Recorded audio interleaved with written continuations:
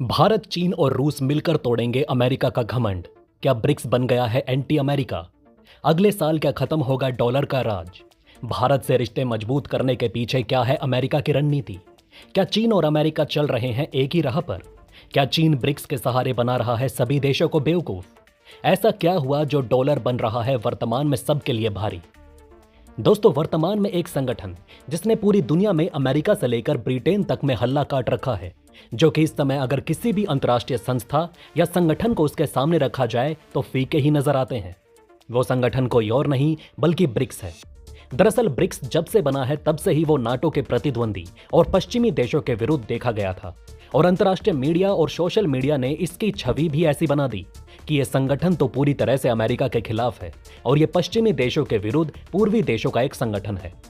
लेकिन पिछले कुछ सालों में जिस तरह से कई घटनाएं घटी, कई महामारी आई और जब ब्रिक्स संगठन में नए सदस्यों को जोड़ा गया, उसने ब्रिक्स संगठन को पूरी तरह से कुछ इस तरह बदल दिया है कि वो पूरी तरह से एंटी अमेरिका दिखने लगा है। लेकिन अब अगर हम बात करें कि आखिर ऐसी कौन सी परिस्थितियां और घटनाएं घटी जिन्होंने ब्रिक्स संगठन की छवि को पूरी तरह से एंटी वेस्टर्न या एंटी अमेरिका में तब्दील कर दिया, तो हम ये देखते हैं कि अब अगर आज अमेरिका को कोई टक्कर दे सकता है तो वो दो ही देश हैं जो अभी अपने इस स्तर पर हैं कि वो आने वाले कुछ सालों में अमेरिका की इकोनॉमिक पावर को टक्कर दे सकते हैं। वो है भारत और चीन। वर्तमान में जिस तरह पूरी दुनिया जंग के साए में जी रही है और जहां पिछले कुछ सालों में पूरी दुनिया रूस और यूक्रेन युद्ध, आर्मेनिया और अजरबैजान युद्ध और वर्तमान में इजराइल और हमास के बीच युद्ध को देख रही है, इन देशों ने खुद को ही नहीं बल्कि पूरी दुनिया को प्रभावित किया है।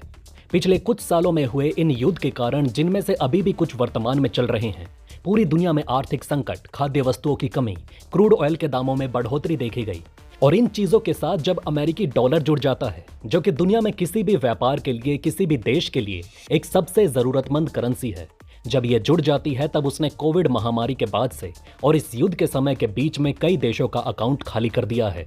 जहां हमने देखा कि रूस और यूक्रेन युद्ध के चलते पूरी दुनिया में ऐसी आर्थिक तंगी आई, ऐसी महंगाई आई कि पूरी दुनिया के बड़े बड़े शेयर बाजार धड़ाम से गिरे और उनके साथ उनकी करेंसी गिरी। लेकिन जो करेंसी लगातार मजबूत होती गई वो कोई और नहीं बल्कि डॉलर ही था। यहां तक कि यूरोप का यूरो, जो कि डॉलर से भी मजबूत रहता था, वो भी डॉलर की मजबूती के आगे टिक नहीं पाया और उसकी भी वैल्यू गिरी। ऐसे में बात करें अन्य देशों की, जैसे कि भारत, रूस और अन्य छोटे देशों की, तो उनकी करेंसी तो डॉलर के सामने टिक ही नहीं पाई। और फिर बात यहीं से शुरू होती है कि क्यों ना डॉलराइजेशन किया जाए, जिसका सीधा सा मतलब था कि दो देश आपस में व्यापार करने के लिए क्यों ना लोकल करेंसी को बढ़ावा दें। अब यहां पर अगर बात करें भारत की, तो भारत ने ईरान, सऊदी अरब, यूएई जैसे देशों से लगातार लोकल करेंसी में व्यापार के लिए बात चलाई और भारत के संदर्भ में यूएई के साथ तो व्यापार भी हो चुका है। लेकिन अंतर्राष्ट्रीय स्तर पर विभिन्न देशों को भी डॉलर से हटकर एक ऐसी करेंसी की जरूरत है जिसकी एक मान्यता हो, जिसके पीछे आर्थिक रूप से मजबूत मेजर इकोनॉमी वाले देश का हाथ हो। अब अगर बात करें दुनिया की सबसे उभरती अर्थव्यवस्था की, तो उसमें भारत और चीन का नाम सबसे पहले आता है। अब ऐसे में अगर ये दो देश किसी एक संगठन के सदस्य हों तो ये मामला अमेरिका के लिए भारी पड़ जाता है। दरअसल रूस और यूक्रेन युद्ध के समय सऊदी अरब से लेकर ईरान, भारत, रूस, ये सब मजबूत होते अमेरिकी डॉलर से परेशान थे। जहां डॉलर लगातार मजबूत होता गया और बाकी सारी करेंसी डॉलर के सामने टूटती चली गई। अब यहीं से ब्रिक्स संगठन कई देशों की नजर में आया। जहां ब्रिक्स संगठन में पहले से ही 5 देश मौजूद थे, अब उसमें कई देश सदस्य बनना चाहते थे और इन सब के पीछे एक मोटिव जरूर था, और ये पहले से ही ब्रिक्स संगठन की छवि में था कि ब्रिक्स पश्चिमी देशों के खिलाफ है और यहीं से डॉलर की बादशाहत खत्म करने के लिए ब्रिक्स संगठन के द्वारा अपनी खुद की करेंसी लाने का कॉन्सेप्ट सामने आया। अब क्योंकि ब्रिक्स संगठन का अपना एक खुद का न्यू डेवलपमेंट बैंक है, जिसके अंतर्गत ब्रिक्स संगठन विकसित और अल्प विकसित देशों को सस्ते दामों पर लोन उपलब्ध कराता है, इसलिए जिस संगठन में भारत, चीन, सऊदी अरब, ब्राजील, यूएई जैसे मजबूत देश हैं, जिनकी इकोनॉमी काफी बेहतर है, जो कि दुनिया के मैन्युफैक्चरिंग सेक्टर को कंट्रोल करते हैं, जहां सबसे ज्यादा व्यापार होता है, अगर यह संगठन पूरे वर्ल्ड मार्केट का 1/3 से अधिक जनसंख्या अपने पास रखते हैं और टोटल ट्रेड में भी 1/3 से अधिक वैल्यू रखते हैं, अगर यह संगठन अपनी करेंसी लाता है तो यकीनन उसको एक बैक पावर इन्हीं देशों से मिलेगी, जिसको पूरी दुनिया मान्यता देगी।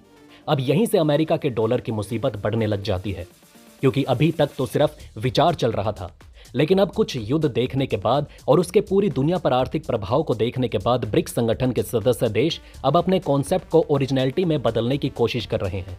और अब अगले साल रूस में होने वाले ब्रिक्स संगठन में इसकी शुरुआत पर रूस बहुत ज्यादा तवज्जो देने वाला है।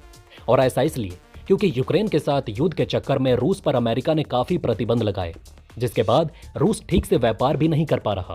ऐसी स्थिति में सबसे ज्यादा दिक्कत तो रूस को ही हो रही है।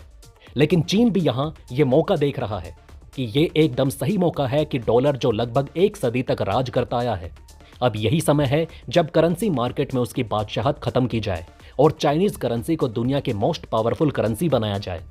और बात करें भारत के नजरिए से, तो भारत है। इससे भारत को काफी ज्यादा फायदा होगा अगर भारत अपनी लोकल करेंसी या फिर ब्रिक्स संगठन को किसी करेंसी के इस्तेमाल से व्यापार करे, क्योंकि एक तो इससे भारत के फॉरेक्स रिजर्व भी कम खर्च होंगे, साथ ही जो भारत की करेंसी डॉलर के साथ अंतर्राष्ट्रीय मार्केट से जुड़ी है और जो मार्केट के उतार चढ़ाव से भारतीय रुपए पर नेगेटिव प्रभाव पड़ता है, उसमें काफी कमी आ जाएगी।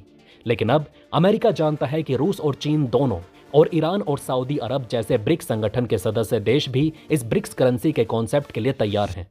लेकिन भारत ही एक ऐसा देश है जो अभी थोड़ा बहुत अमेरिका की तरफ है। अगर अमेरिका भारत से और रिश्ते मजबूत कर भारत को और ऑफर देकर अपने साइड कर लेता है, तो भारत यकीनन ब्रिक्स संगठन के फैसले में थोड़ी रुकावट डाल सकता है, क्योंकि ब्रिक्स संगठन कभी इस चीज के लिए बना ही नहीं था। लेकिन वास्तव में देखें तो अमेरिका और चीन दोनों ही एक रास्ते पर चल रहे हैं। जहां अमेरिका भारत को अपनी तरफ कर ब्रिक्स में फूट डलवाना चाहता है और ब्रिक्स के फैसलों में अड़चने पैदा करना चाहता है, तो वहीं चीन ब्रिक्स सदस्य देशों के कंधे पर बंदूक रखकर डॉलर का शिकार कर अपनी करेंसी को सबसे मजबूत बनाना चाहता है। लेकिन सच तो यह है कि डॉलर जैसी मजबूत होती करेंसी का असली डर ना चीन को है और ना ही इतना भारत को। लेकिन एक बार को मान सकते हैं कि भारत को भी डॉलर करेंसी का डर है, लेकिन चीन को तो बिल्कुल नहीं। उसके पास $1 ट्रिलियन से अधिक के रिजर्व हैं। लेकिन असली जरूरत एक ब्रिक्स करेंसी की पाकिस्तान, ईरान, रूस जैसे देशों को है। और यकीनन अगर भारत, चीन और रूस एक साथ आ जाते हैं तो डॉलर की बादशाहत खत्म होना तय है। हालांकि दोस्तों, इस खबर पर आपकी क्या राय है, आप हमें कमेंट बॉक्स में बता सकते हैं। इसी के साथ मैं मिलता हूं आपसे ऐसे ही किसी अगली वीडियो में। तब तक के लिए बने रहें हमारे चैनल पर। जय हिंद, जय भारत।